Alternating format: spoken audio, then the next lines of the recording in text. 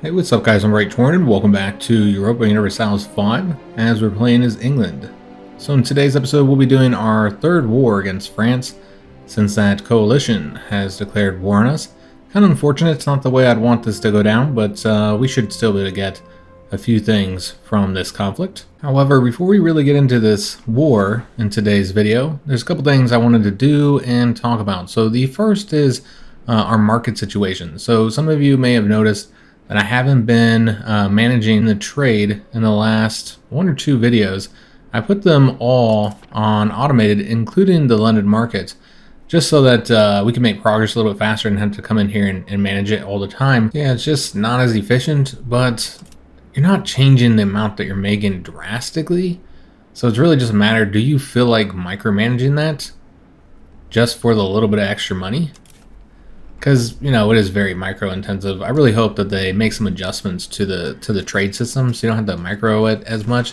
And it feels like, you know, it reminds me of Victoria 3's trade system, you know, at the game's launch before they adjusted it, you know, to make it a little bit easier to manage. So we're building some galleys for our fleets because I think we might be a bit outnumbered by the enemy fleets. And so it's really important that we keep control of the seas. Of course, it's going to take a while to get those ships built. And then the last thing we need to do before we continue our conflict, I talked about this in the comment section of the last episode.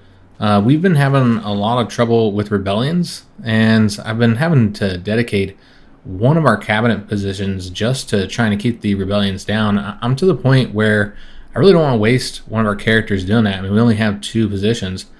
And so I'm almost willing to just allow them to rebel and then defeat the rebellions. Even though that would be a little bit of a hassle, I think it's better than dedicating an entire cabinet position just to try to keep them down. However, there's another thing we could do that we should have done because we actually have some space here for our accepted cultures. And if we sorted this by the percentage of our population, you'll see that the 2 French cultures, Picard and Frankian, make up a pretty significant amount of our people after we conquered all this territory from France. And not only are they not accepted, they're not even tolerated. We have the Northumbrian as accepted, and we tolerate the Cornish, and they're much lower percentages here of our population. So that's what we're going to do. We're going to add them as a tolerated culture. Remember, we're going to be limited on what we can do here just based on our capacity. So accepting either one of these would put us over our limit here. So we're only going to be able to tolerate them. And that does cost us prestige as well. However, I'm hoping, and just doing that actually put us over the cap. So we're getting some slight penalties here. Our cultural tradition and influence are being reduced by like 3%. The efficiency of the cabinet is also reduced by 1%. It's not significant penalties, so I don't mind that we're taking them. But hopefully that will help with the situation there, since we're at least tolerating those 2 cultures. And they make up a significant proportion of our population, so I think it's worth doing. Alright, so we just did this battle in the last episode, and we're going to take the Royal Army and have them go over to the other front, while I guess this is the 23rd Army. We're going to call it the Cousin Army, since it's being led by our cousin. So they're going to stay here. And I'd like to take a fortification. So we could take this one here if we wanted to expand up that way. But I think we should really focus on taking out their subjects. So that's what we're going to do. We're going to take out the ones that aren't fortified. Should be our priority. So we'll take this one first. We just defeated Brittany's fleet here. It doesn't look like we actually sunk any of their ships. It seems like we've got a fleet who's going to attempt to engage us. Let's see if we can't get back into port before they do. Okay, they might be going after Jersey. I'm not sure. But yeah, I'd prefer that they didn't attack us because I really want to get these men over to the continent. We might need to micro where they go. And do we want to go into that port? Maybe just go over to this one? I don't know, this one's probably closest, yeah. So we'll go here. So we'll defeat those guys. I really don't want to fight the 40 ships here. I don't know what they're currently doing. But I prefer to just get these men over here as quickly as you can. So it looks like we got a win there. I don't know if we've lost any ships yet. We're at 52. I think that might be where we were at before. We got some extra prestige. That's a nice amount of prestige. So that's fantastic. We finished up this siege. Let's go ahead and defeat those guys in battle. And then we'll probably do a separate peace treaty. And then we're going to be doing this large battle over here. So this will be almost 25,000 against close to 16,000. So that's the largest battle of the war thus far, or at least the largest enemy army that we would have faced. Let's go and siege this down. It would have flipped over to us anyways because we took the province capital, but it's a little bit quicker if we do it ourselves. And we're going to try and do a separate peace treaty. Might not be able to yet because the war just started. And so there's like a penalty to trying to do that. So we got this historical event about Geoffrey Chaucer, the famed English poet, often considered the father of English poetry. So, you know, he's famous for the Canterbury Tales, as it says here in the historical section. So we can invite him to court, and he's an artist. He's a lazy artist. He's also a zealot, won't affect his heart at all, with, you know, pretty decent artistic skill. Or we can have him teach at Oxford or Cambridge, which would increase that location's prosperity, and it would also give us some cultural influence. I think we're going to do that. Again, we're not really interacting with the art system too much. Costs a lot of money. And so I think it would be better to just get these bonuses here. So yeah, we'll have him teach it at Oxford, I suppose. Alright, so we're doing this battle. We knew we were going to fail that issue to promote integration. We didn't have enough support in the parliament. So we got that happening, and yeah, we got this battle. And it looks like we were able to kill 6,000, about 6,200 men, and we lost 1,200. So very good kill-death ratio there. And we took out the main enemy army in the area. So let's go ahead and relieve the siege of Paris before we go on the offensive. We'll tank out all these enemy armies. Force them into the retreat at the very least. Killed 730 dudes there. Let's take over this province capital. Again, just trying to force out any subjects that we can. We'll see if we're even able to. If they'll accept, if they're able to accept. Once we finish up this siege here. Because this could be penalized since the war hasn't been going on for very long. So you can see the war goal has not been kept safe long enough yet, and is only providing a bonus of 2.5 to the defenders when they need 25. Oh yeah, since this is a coalition war, we can't do the separate peace treaties at all. Okay, well that means we're gonna have to fight them out and get a full peace treaty then. So we're not gonna be able to get as much, unfortunately, and that would also be a good reason to try and get this war done as quickly as we can, since it's not like a regular conflict. So I think we're going to go ahead and siege over here. Could also wipe out these armies in the area. We'll see. Let's start moving over there, because I think they're moving up north. Yeah, we definitely need to get this war goal. I will take this over. That means they won't be able to raise any additional troops. That also lets our enemy get some chances to move some troops into our territory, so we can wipe them out before we start a lengthy siege. I think it'd be good to get some more victories in these battles. So with our fleet, it seems that they're not set to gather food or to distribute the food, so we'll go ahead and fix that. But yeah, we need to let them repair a little bit more. So they repaired here in April, but it wasn't enough. Since again, we did take, we took a bit of damage in that naval battle that we engaged in. I guess we did 2 naval battles. We've wiped out 1,500 troops over here, and we do still have Aquitaine set to support us, and we'll probably leave that as is, while the Normans are set to defensive. We don't need them joining our army. Let's go ahead and get this 1,400 men wiped out. So yeah, they should stay here on the defense and help us out that way. So I'm not seeing any other enemy armies, so we're gonna go ahead and do the siege, guys. Get it done here in the spring. I'm sure that'll give them opportunities to take territory and stuff, but it's fine. Let's get the siege done, and I'm really hoping that the Normans will do something. Thus far, it doesn't seem like they're all that willing to do anything. So the French have attacked us, trying to relieve the siege, and this is the second time they've attacked us. We've already achieved 1 victory, which is why our numbers are a bit lower here, because we lost a couple thousand troops, but it was against a much stronger army, and yet we still were able to win. But now they're attacking us again. 13,000, so they outnumber us. There's another 1,200, and I think they're on the way to this battle. So overall, not a good situation. We've taken more casualties than they have. They have the discipline bonus this time, while we just have the military tactics. We got more morale.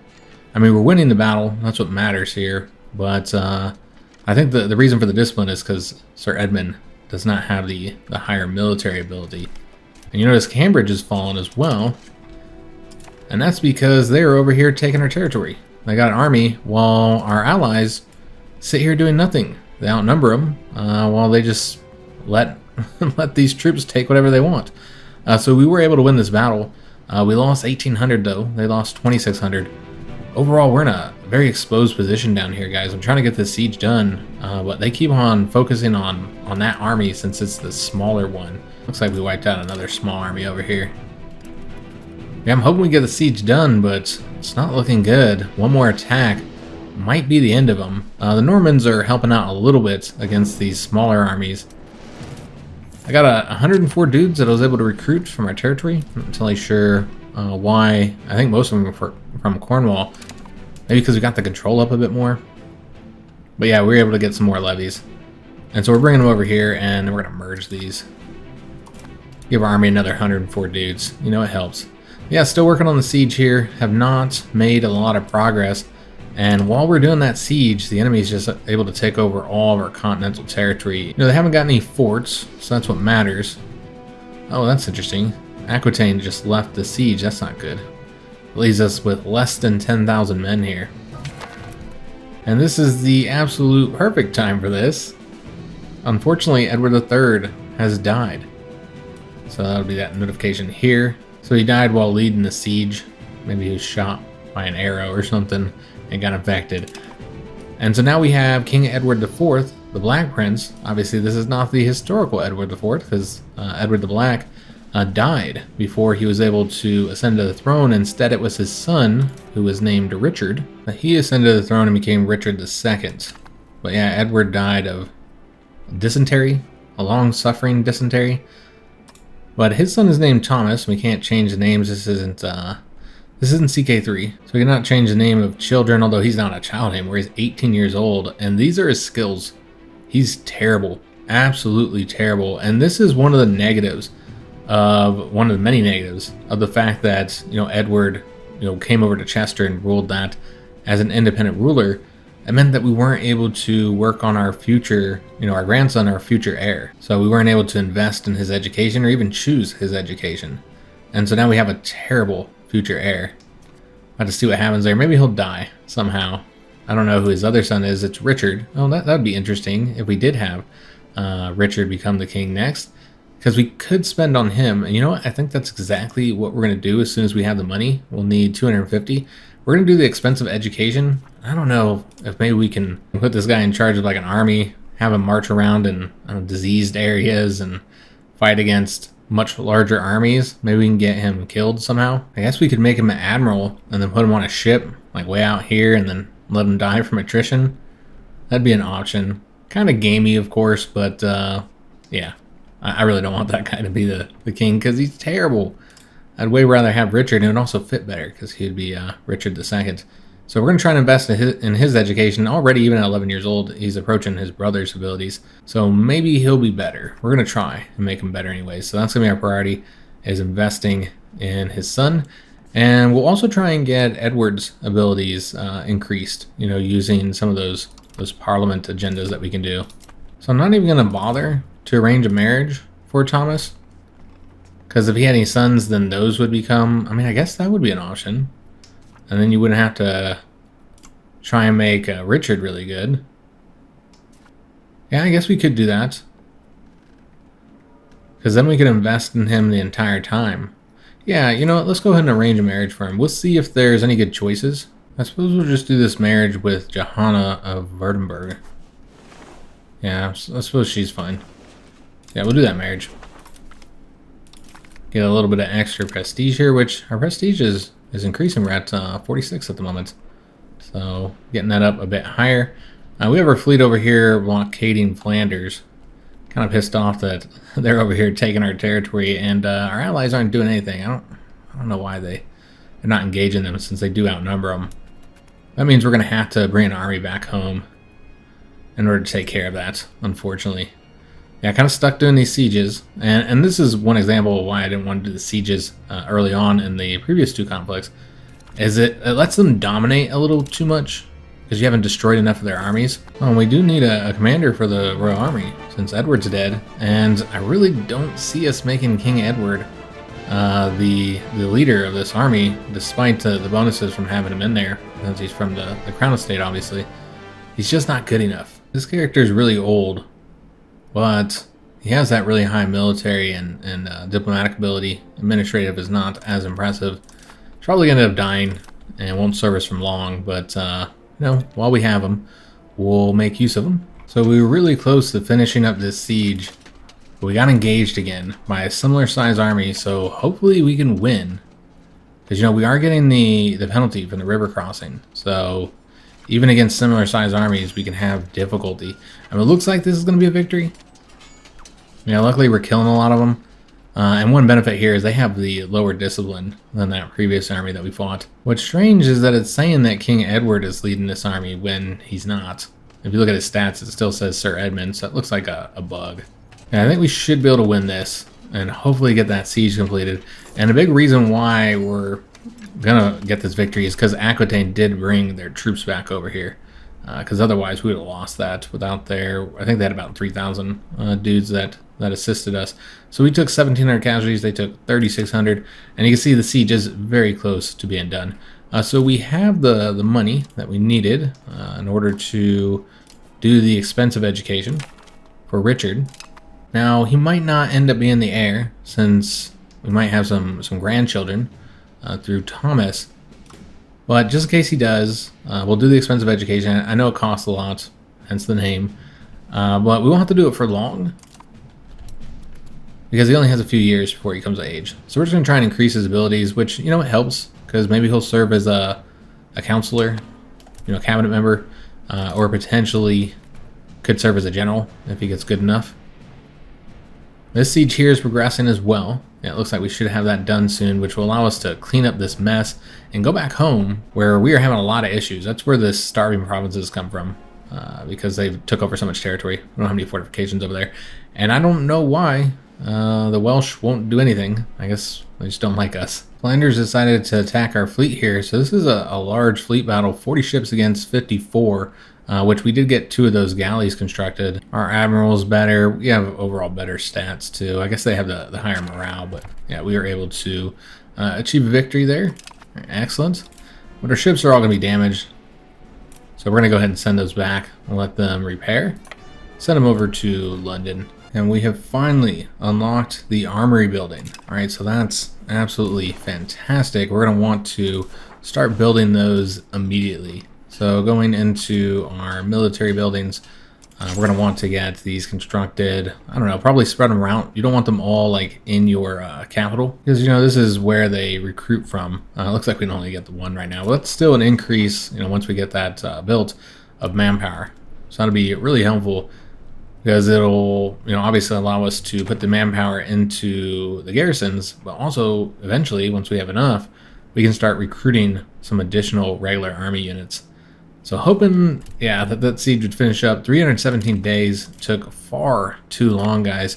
So now over here, there's not a lot that needs to be done. We'll wipe out that army, and then I guess we can start taking other locations over. Seems that this region here really isn't the focus of our enemy. Let's go and take over these. I guess we'll do this one first, and then come over here and then grab that one. Some unfortified locations. We spent enough time doing sieges. We could also send that army back home. We've got the fleet repairing after that battle. So maybe let them repair a little bit longer, and then instead of sending the Royal Army home just to deal with this 3,500 troops, we'll send the second army back there, or I should say the cousin army. An event about traveling minstrels, so we can allow them to go where their hearts wish. This would increase the estate satisfaction of the yeomanry and the lords. Or we can bring them to court, which would increase the legitimacy that we don't need. So we're gonna go with this option, obviously. You know, get that bonus to the estate satisfaction. I need to get the siege done. Supply shortage. How many people do they even have here? 174. So we wouldn't want to assault it. We just gotta let it finish up. Gotta be patient, I suppose. So after this siege here is done, let's go and send them over to this location next. So that's getting us war score. We're at 48% right now. But they've taken a lot of our territory, so that's the reason why it's not as high as it could be. So we need to get all this territory back. And the Normans have been helping, retake territory that we lost. They've done a couple battles, got a few victories. That's the reason why they have a lot less troops. Let's go and send these guys over here next. And then I suppose we could come down here and take a couple of these locations, but I suppose we're going to want to get the fleet moving over there soon. Let me see where they stand after the April repairs. Yeah, let's go and send them over there to pick up our army. And we should be able to get a couple more armories constructed. So let's go and build those. Let's place one over here and one over here in Coventry. So really focusing on those. Now one thing you do have to consider is that this costs you money. You gotta maintain them. No, not just to build, but I mean you gotta keep them maintained, and so it's gonna have a price. It's gonna hit our income. So you gotta be careful not to build too many of those. You want the manpower, you want the regular army troops, but you build too many of them and then you go broke. So we're gonna take these locations. So we'll bring our fleet over to here instead. So we finally finished this siege. 370 days. Good God, that took far too long. And now everything is kind of a mess. And so we need to get this all cleaned up. I suppose we'll take over all these province capitals first, since two of these armies are doing long sieges, so I'm not too worried about them. I guess this army's doing a long siege as well. You know what? Let's attack these guys, since they're just trying to occupy. And I guess we'll finish this just because we're almost done. And we finished up that battle, wiped out 2,100 dudes. Excellent. So let's go over here, help out in that battle. And Aquitaine has used their favors to try and get us to change the view of Gascon culture. And I'm actually fine with doing that. And we wouldn't want to take the penalties for declining, and yeah, it's not a negative. That actually is helpful. So yeah, we'll do that. And looks like there's a large army stomping around the area, and I don't think, I mean, it says we're going to win here because the terrain is to our benefit, but I would prefer to not do the battle. Actually, see if we can go over here. I don't think we can get away. Okay, so we're doing it, and I forgot to replace the garrison there, unfortunately. So let's see what happens in this battle. We have to hope that we win. Probably should have took off when I had the opportunity to do so. Yeah, it says we're gonna get a victory, which is interesting considering their higher numbers here. We have the river crossing penalty that the enemy is getting. But yeah, I guess it's just, I mean, this one is higher too. I'm a little surprised that we are achieving a victory here. Yeah, they had more cavalry as well. Okay, well, we'll take that. We lost 1,000, they lost 1,600. I guess we'll finish this up since we did that battle. And I also forgot to do the defenders here, and we do have 100 guys that can go do that for us. And unfortunately, they did succeed at the siege there. Alright, so that's a shame. They have 40 men in there. And still, our vassals do nothing. They just stand there while the homeland falls.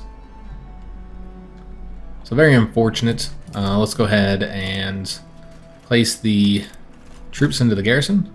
So that gets it up to 110. And then let's attack this army over here. So that's 5,000 men. Oh, it looks like they're going to have a bit more in there, aren't they? They'll have the defensive bonuses. I don't really see the reason to attack them in a place where they'll get 2 bonuses from the river and the woods there. So yeah, it would take more casualties than it's worth. The French tried to retake this from us, and they only have 10,000 men, so I attacked them, and we should get a victory here. Got twice the number of dudes. And we also finally left Aquitaine, so they lost 2,800. I did retake these locations over, though they have an army that's they're just going to take those back from us probably, unless Aquitaine deals with them.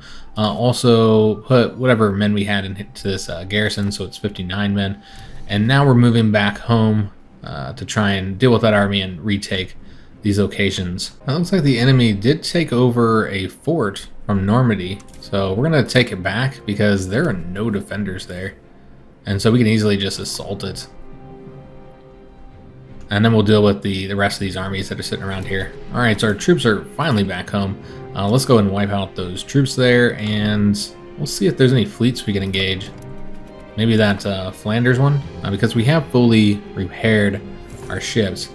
They will get the defensive bonus here, but we have twice the numbers. So yeah, it looks like we did engage Flanders fleet.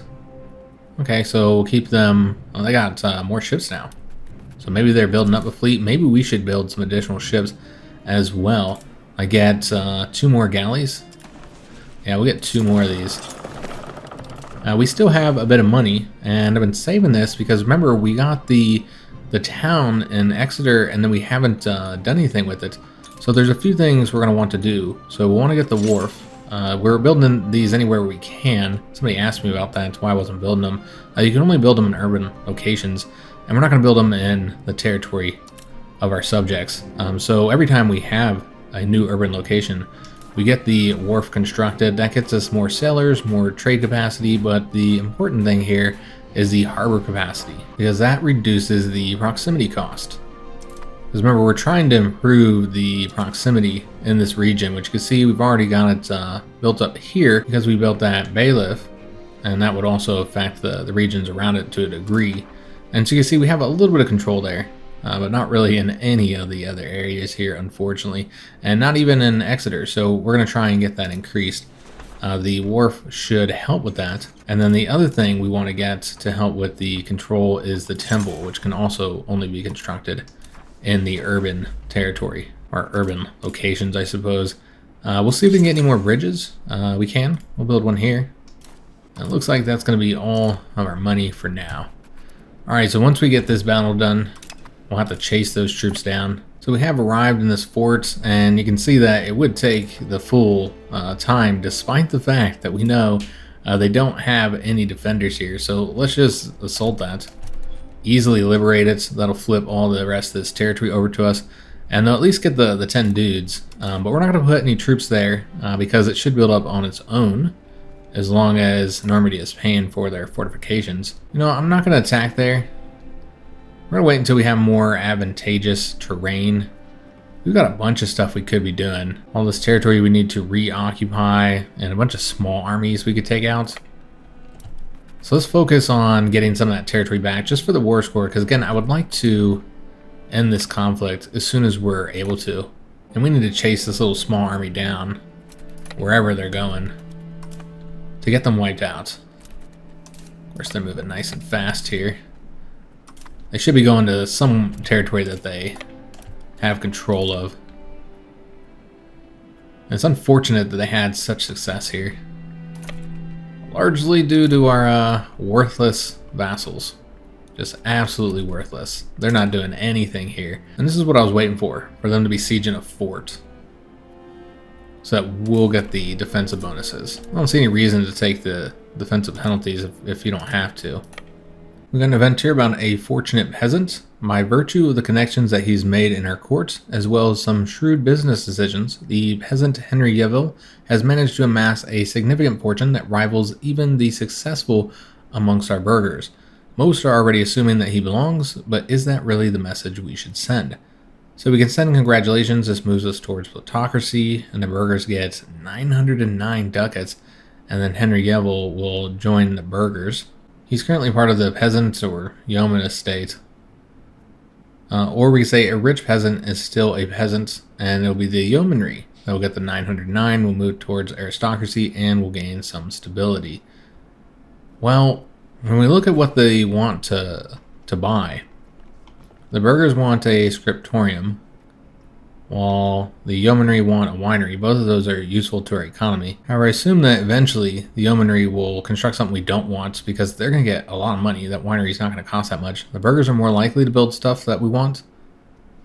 So when we're talking about this much money, I think we should side with the burghers, even though I would like the increased stability there. But yeah, we're going to go with this option here. And then, yeah, I guess they'll start spending that money and getting some construction done for us. So we're doing this battle, getting those troops wiped out, 2,700 have been killed, or I guess 3,900. Did we do 2 different battles there? Something like that. And looks like the Normans are taking their location back. So now let's move over here to the east. We could also wipe out these dudes real quick, though. And maybe a small army right there. They're gonna retreat. I'll see if I can't engage them somewhere.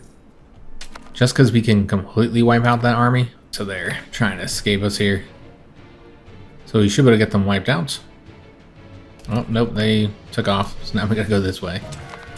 So we need to make sure we put somebody in command here before that battle. Captain Stephen is our best option with just total ability, but his diplomatic ability is really low. I think we have higher morale, though. He's also a glory seeker. Yeah, very good admin, and the military is not too bad either. Best option when it comes to those two. It looks like King Edward has gotten his 3rd ruler trait, righteous, so increasing the legitimacy. So he has many of the same traits of his father. Anyways, we'll put Captain Stephen in charge here. Definitely want to do that before that battle, even if it is going to be an easy one. I mean, you instantly wipe them out, so it's not that big of an issue. But we're going to go ahead and ransom off these prisoners rather than pay for them. They're getting kind of expensive trying to do that. So we'll just let them retreat and we'll wipe them out at a later time. So now that the Royal Army has taken back all of our territory over here in the east, we're going to go after their locations. So start sieging down whatever they have. They don't have forts here, so that should be pretty easy. Let me make sure none of these do, because this is all the countries we're fighting. It seems that they have a fort, but they might be the only one. And so we'll avoid that one and just take over the other ones. And that'll get us the war score we need. I mean, we could already end the war, but we wouldn't really get much from it. So I just showed you guys what the options are. Because we don't occupy any of their capitals, we can't make them into vassals or dominions. All you can really do is dissolve the coalition or humiliate them to get the prestige. You can get rid of their forts, including the ones in France, or you can do the normal treaties here. But because this isn't negotiating with France, remember we can't do the separate peace treaties, we can only negotiate with the bishopry because they're the ones who started the war. It's just involving their treaties. You can force them to give war reparations. That's not going to be much. It's a tiny little bishopry. So I think it would be better to conquer their territory and then turn them into vassal states so that we actually get something from this conflict. Because otherwise, we're really not going to get anything from it. Because we can't even take like France's territory from this. We did occupy the capital of the bishop, the leader of this war. So let's go occupy these 2 locations. I don't think the fort will flip those because it's owned by a different country. So yeah, we'll go ahead and occupy those 2 locations. And then we'll come over here and occupy Verdun. And I think that's all we really need to do in the conflict. We are sitting on a lot of money, so let's get some stuff constructing. I do want to get another armory, because we couldn't build in our territory over here since it was all occupied at the time. So let's get, I don't know, maybe 3 more. Yeah, I think that'll work. And then the rest of our money we'll want to invest in stuff that'll actually improve our economy. So yeah, we'll build in London, the Tools Guild, as well as the Paper Makers Guild. And then that's probably it. And start moving to RGOs. I don't know how many of these are going to make us large amounts, but we're still making more than we would. And yeah, we'll go and get the last RGO for London. And then just getting like a lot of wool here. And that's all the money we got. Our daughter Margaret has come of age. So we're going to arrange a royal marriage for her. And we have a few different solid options. So like we have the Grand Duke of Lithuania. But you know what? I think we're going to do this marriage with Savoy. This is the heir for the county. And yeah, maybe they'll help us against France sometime in the future. So yeah, we'll do that marriage and improve opinion with them. Was they're at least on the borders with France, so more likely that they'll help us out. Alright, so we've taken over the capitals of all of our enemies with the exception of this one here since it has the fort. And I'm not willing to invest the time in that. And our enemy has gathered a rather large army attempting to do that siege. So So I don't know if we actually want to engage them. I'm not seeing any rivers right here. Kind of hard to tell with these borders, but I don't think there's any rivers. So you're not going to get any terrain bonuses. So I don't know that we want to attack them there. The numbers are a little too close. And basically we can kind of already do everything that we want to. I don't really want to have to wait to finish up that siege either. And we should be able to get at least one of these as a subject. Maybe that one would make the most sense because they're in our territory. I think as far as like war score points, I don't think we'll be able to do much more than that. But before we look at the treaty, let's go ahead and codify this new law. So we researched the recruitment law, and I didn't do it immediately because it costs money, and we did not have enough. It required 117. So several of these aren't available yet because we're not far enough along, not in the right age. They require revolutions, or in this case, it could be the age of absolutism. So these are our 4 options. Noble army, increasing noble levy size by 20%. The expanded levies, that increases the peasant levy size by 2%, but that's obviously quite significant because there's a lot more peasants to levy. There's the mercenary army, reducing the maintenance mercenaries, something we haven't really used because they're kind of expensive, and our army is a pretty decent size overall. We can get things done with our current army. But yeah, maybe in the future, since our economy is doing so well, we could use some mercenaries in order to finish up these conflicts a little bit quicker. I'm sure our enemies have been using them. We could also get the regulated naval service. This will increase the burghers levy size by 20% and move us towards plutocracy because they all do affect your values. So going towards aristocracy, free subjects, or plutocracy. And I think because our peasant levies are pretty good compared to other countries, we have those war bows, I think we're going to go with the peasant levy size. We're going to get a lot more troops from this. While we do need more cavalry, I think it would be best to just do this one. Plus, I want to move further towards free subjects. We got plenty of things bringing us towards aristocracy. So yeah, we're going to do the expanded levies.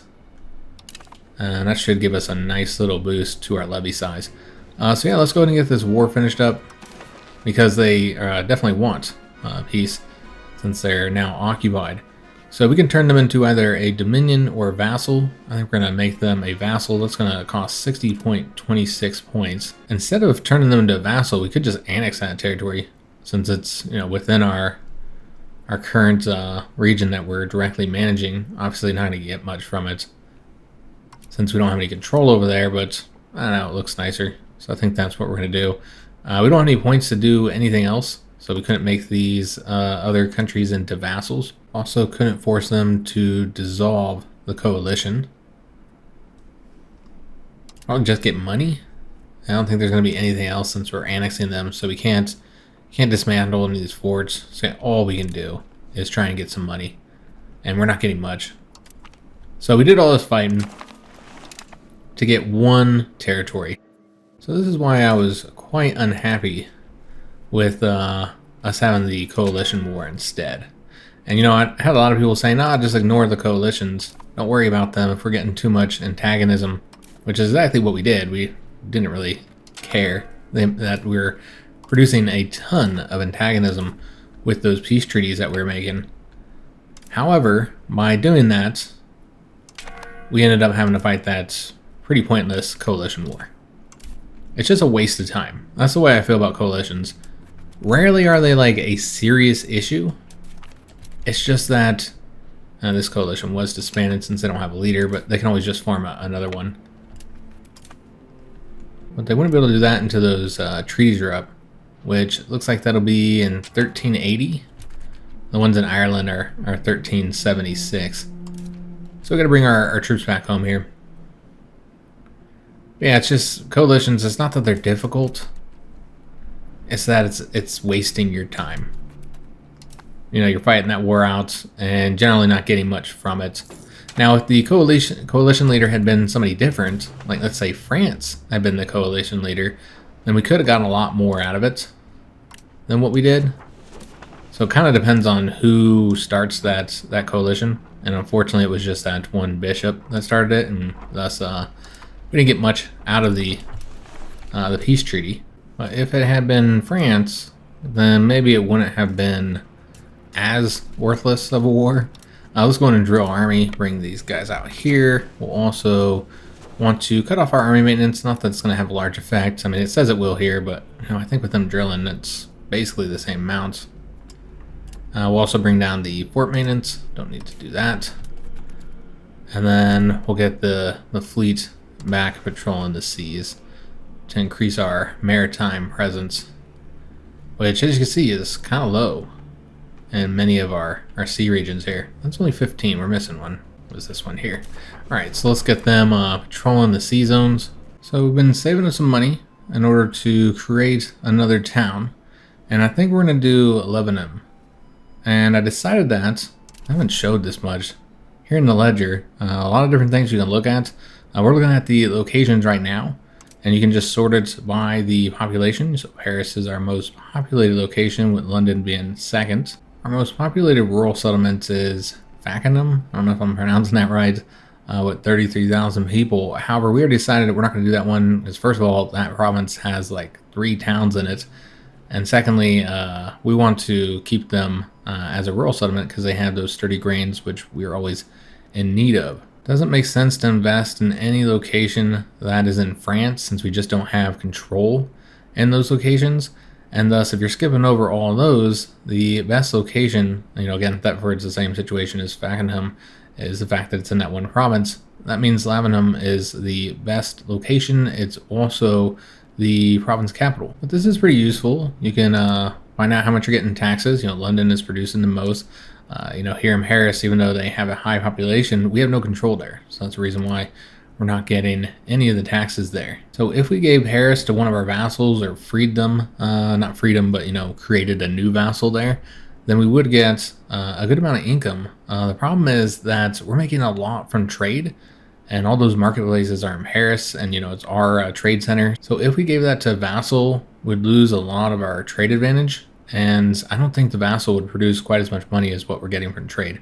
So that's a reason why we're not doing that, even if we don't have any control in the city. But yeah, this is the most profitable of our provinces. And you can see where that investment into the horse RGO has been producing a considerable amount of money for us, because yeah, we invested heavily in that location. But yeah, so we're gonna go ahead and make Lebanon a town, which of course will open up, once they finish that up, open up new buildings that we can construct there, which is what we're currently working on Exeter. So we've got one of those done, still working on the temple.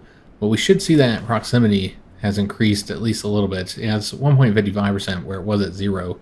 But they probably don't have that building fully worked just yet. So I think it'll increase even further. Yeah, you can see it's at 1.6%. So it's going up. But the control is still at 0. Well, hopefully these things that we're constructing there will eventually get that improved. But this new notification up here is a possible religious influence action. We can canonize one of our previous rulers. Now, this is kind of a silly mechanic. I really don't like the way this works, the way they did it. Basically, you can canonize anybody, regardless of who they were in their life, and also you as the ruler, or I guess the spirit of the nation, are in control of this, with no real say from the actual Pope, or even the Catholic Church, for that matter. I guess you could say your religious influence is how the church is having a say, since you're investing that into canonizing a ruler. But the other thing I really don't like about this is that you can only do rulers, which doesn't make a lot of sense. No other characters can be canonized. Well, we do have access to all of the rulers in English history. In fact, some of them are from Wessex. But I think it makes most sense if we're going to canonize anybody, to do Edward III. We'll gain legitimacy that we don't really need, but we could use that prestige. The clergy will be happy as well. Or we could wait and use the influence for something else, but we're not going to do that. I think it's worth it for the prestige, and also to improve the opinion of the clergy, so that we can get increased monthly research progress, because we got a lot of texts that we're trying to get researched. Working on men-at-arms right now. And you know what? We'll let the month pass here, and then we should probably get some things constructing, because it's going to take us a while for us to get that new town set up. So we'll see if there's any regular buildings that would be profitable. We're not going to get any more armories. We have one still building, and we'll see how we're looking financially and manpower wise once we get that done. Don't want to build too many of them. As I said, you can get yourself in trouble building up a bunch of armories. And we're not going to war anytime soon, and if we did, it would be over here in Ireland or even against Scotland, though that would result in us having to fight France, and I prefer to just attack them. So for like a little conflict in Ireland, we wouldn't need, nor would we use, the regular army troops. Let's go ahead and start working on some more RGOs, and let's go ahead and specify. We only want to see the not fully expanded RGOs. I wish it would save this. Basically, every time you go in here, you gotta, do that again. But yeah, it'd be nice if it saved it. All your filters. It looks like that's all we can get. So we're in January 1374, and unfortunately, we do have to end today's episode here. Hope you guys did enjoy it as we finished up that coalition war. Didn't get really much from it. Just basically got that one new location right here. So really wasn't worth the effort. However, we'll be able to do another war with France in 1380, so 6 years. So next episode, maybe we'll do something here in Ireland. We'd have to use Parliament if we didn't want to just turn them into a tributary. And I'm actually fine with turning all of Ireland into tributaries for the money. I just don't like how it doesn't change our color. We want it to be all red. And it would be preferable if we could add them to the Pale and just have like one powerful Irish vassal. Yeah, we'll see what we can do in Ireland. So that'll probably be the only conflict that we engage in. We could attack Scotland, but I'd prefer to get France dealt with. I want to focus on them. So yeah, we'll be doing that war in 1380. And we'll just continue to focus on improving our economy as well. But hope you did enjoy the episode. If you did, make sure you leave a like on the video, subscribe to our channel, hit that notification bell, and leave a comment. Do hope to see you on the next one. And thanks for watching.